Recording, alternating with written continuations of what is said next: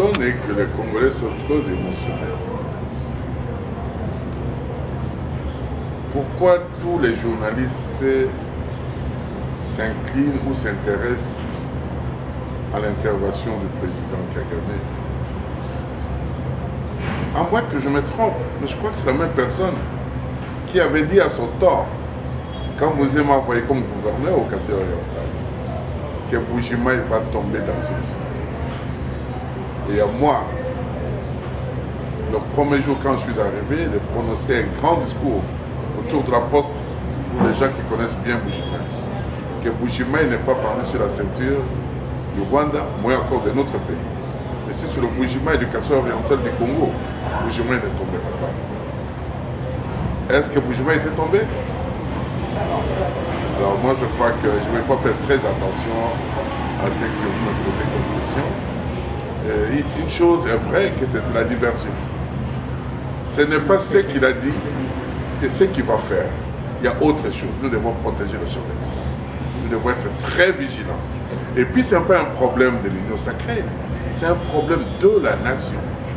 C'est-à-dire autant je remercie les regroupements politiques, de l'opposition, de la société civile et de l'union sacrée.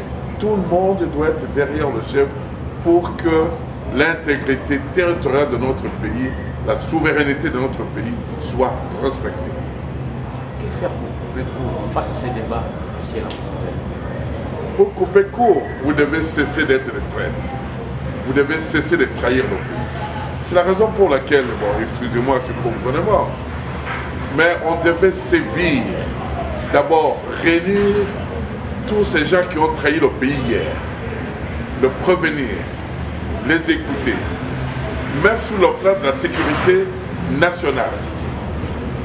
De deux, arrêter des décisions ou au niveau de la loi, renforcer la loi pour qu'une fois quelqu'un qui trahit l'intégrité de notre pays doit être sanctionné ou peut-être privé des activités politiques pendant au moins 10 ans. Il faut qu'il y ait des sanctions sévères. Aujourd'hui, je crois qu'on était un peu dans la distraction, les gens ne prenaient pas soin de ce qu'on appelle la souveraineté et l'intégrité territoriale de notre pays. C'est maintenant lui qui est en train de nous aider. Moi, je l'aime, je le félicite. Mais les conséquences ultérieures de demain, mais je ne sais pas qu'est-ce qui va arriver. Parce qu'aujourd'hui, là, nous sommes en train de nous organiser. Nous avons un grand chef de l'État. Nous avons une armée qui est en train de se réorganiser. Et avec la diplomatie forte qu'il a pu mener, aujourd'hui, je crois que l'embargo est presque élagué. Mais moi, et la volonté, la conscience, l'éveil de la conscience que nos voisins, surtout leur président, ne cessent pas de nous donner comme leçon. Mais moi, je crains que ce qui va arriver demain. Et je crois vous avoir dit, les choses vont commencer bientôt. Moi, j'exhorte et j'encourage le chef de l'État d'aller de l'avant.